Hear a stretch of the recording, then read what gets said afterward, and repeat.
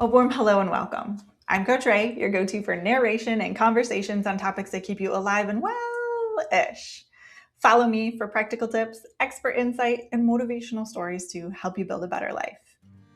Have you ever had one of those moments where everything just lines up? You think about someone and then they reach out. You keep seeing the same idea over and over again. Or maybe on the flip side, everything starts stacking up all at once, and it feels like the universe is specifically targeting you. And then the question shows up, am I reading too much into this? Today, I'll be reading the article that I wrote titled, Why Everything Feels Connected: Understanding Coincidence, Meaning, and Patterns in Everyday Life. We're going to explore why everything can feel connected and how to think about those moments in a way that keeps you grounded, thoughtful, and in control of what to do next. Are you ready for this month's conversation? Let's dive in.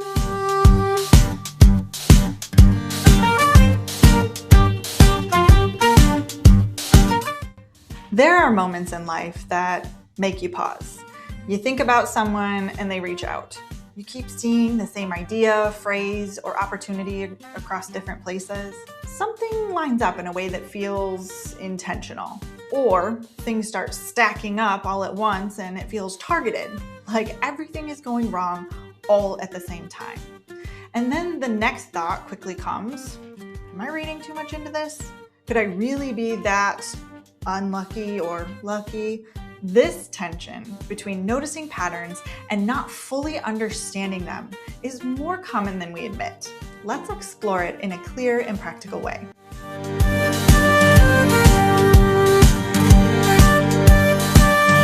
The first lens we can view these connections through is synchronicity. Carl Jung, a psychiatrist known for his work in analytical psychology, describes synchronicity as meaningful coincidences that don't have a clear cause, but still feel significant. This doesn't mean something external or magical caused the event. It means that your mind is recognizing meaning in the moment. From a psychological standpoint, this makes sense. Humans are wired to look for patterns. Our brains are constantly filtering large amounts of information, prioritizing what feels relevant, and linking experiences together. This happens through normal cognitive processes like attention, memory, and pattern recognition. Over time, those patterns help us anticipate what might happen next, make decisions more quickly, and create a sense of coherence in a complex world.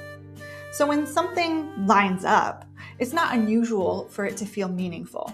Your brain is doing what it's designed to do. The important question isn't just, did this mean something?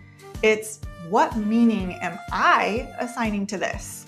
And is it helpful? Not everything that feels meaningful is a message, and not every message you interpret will be positive. Yet, how you experience it is still worth noticing, because meaning, once assigned, tends to guide our behavior, whether we intend it to or not. The second lens we can use is Bell's theorem. John Stuart Bell, a physicist studying the foundations of quantum mechanics, demonstrated something unexpected. At a very small or quantum level, some things can stay connected even when they're far apart. Here's a simple way to think about it. Imagine two particles that start out together. They become linked in some way, where if something changes in one, the other reflects that change, even if they are separated by large distances. This is called quantum entanglement, and you don't need to understand physics to take something useful from it. Not everything in the universe operates in clear, step-by-step, cause and effect ways. This invites a more balanced approach to explaining how we interpret our experiences. You can notice connections without there being a direct cause or intentional meaning. And you can stay open to the possibility that not all connections are obvious or easily understood. This can be especially helpful when it feels like everything is working against you. Not everything is personal, and not everything needs a clear explanation to be real. The third and final lens we can use is Bohm's perspective. David Bohm, a physicist and thinker, suggested something slightly different. What we experience as separate may actually be part of a deeper, interconnected whole. He He describes this using two layers: the explicate order, which is what we can see, events, people, situations that appear separate, and the implicate order, a deeper layer where everything is more connected than it appears. You don't have to fully understand or even believe this, but it implies that not everything that influences your experience is immediately visible. And in the context of your own life, that matters. Sometimes things don't make sense right away. Sometimes there's factors you can't see, name, or fully understand. This doesn't mean something hidden is controlling everything, but it does mean your current view may be incomplete. Instead, consider a more thoughtful approach. You can acknowledge what you see while staying open to what you might not. You can pause before drawing conclusions when something doesn't fully add up. Not everything needs to be fully understood in order to be real, and not everything real is immediately clear.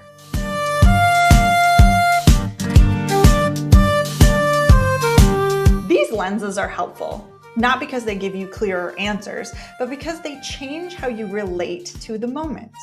Learning these ideas can help you pause instead of react. You don't have to immediately explain or dismiss what you notice. You can simply say, "That's interesting," and let it be. Stay curious and grounded. You can explore meaning without jumping to conclusions. This is where many people get stuck. They either overinterpret everything or they shut down curiosity entirely. There is a middle space. You can stay curious without becoming overly attached to an explanation and notice patterns without assuming they control your outcomes. This matters because when we over-assign meaning, we risk giving away our sense of agency. And when we shut down curiosity, we miss opportunities to reflect and learn. We can separate meaning from mechanism. Something can feel meaningful without needing to prove why it happened, and that distinction matters. Meaning shapes your response, even when the mechanism is unclear. If you treat every meaningful moment as something that must be explained or proven, you can get stuck in overanalysis or false conclusions. But if you ignore meaning entirely, you miss what the moment might be showing you about your attention, values, or current state of mind. Basically, you don't need to prove why something happened to decide how you want to respond to it.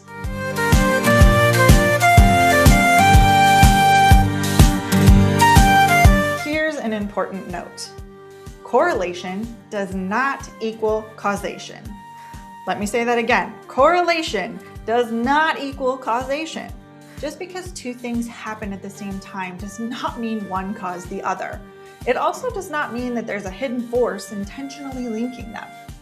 For example, ice cream sales and drownings both increase during the summer. That does not mean that ice cream causes people to drown. It also does not mean that summer is somehow trying to drown people or force them to eat frozen dairy products. Another example is when you think of someone and then they text you. That's correlation.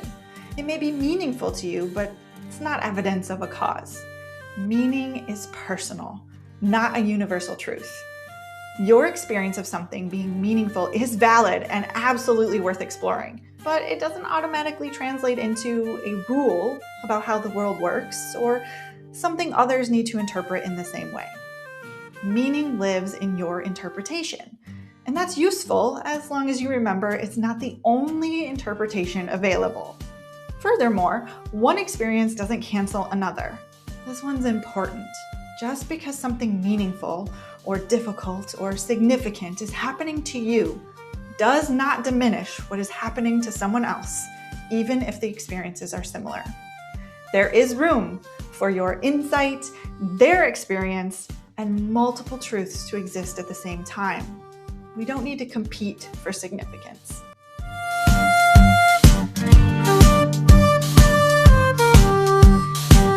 When something feels connected, but it's unclear how or why, slow the moment down. Instead of rushing to explain it, try this. Notice what's actually happening.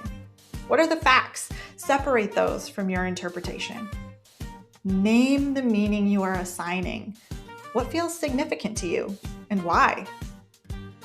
Check the story forming. Are you filling in gaps with assumptions or conclusions? Expand your view. Is there another way to understand this without forcing an answer? And choose your response intentionally. Not everything requires action, but every interpretation shapes what you do next. You don't have to choose between this means everything or this means nothing. It's not always as simple as you are lucky and I am unlucky. There is a more useful middle ground. We can say, this stands out to me, and I can stay curious without needing to fully explain it. That is where clarity builds, because you will notice patterns and you will experience moments that don't fully add up. That doesn't make you irrational, that makes you human. The skill is not proving or disproving every connection.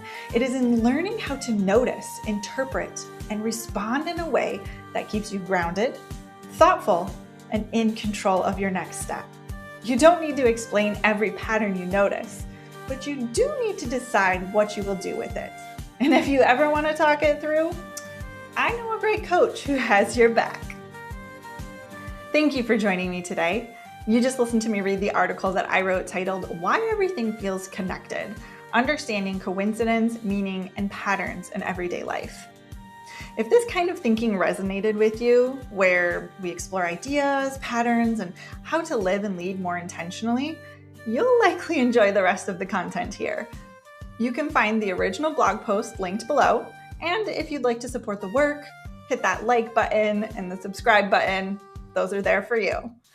It genuinely means a lot to me to have you join the Alive and Wellish community, and I'm here to continue supporting you in return.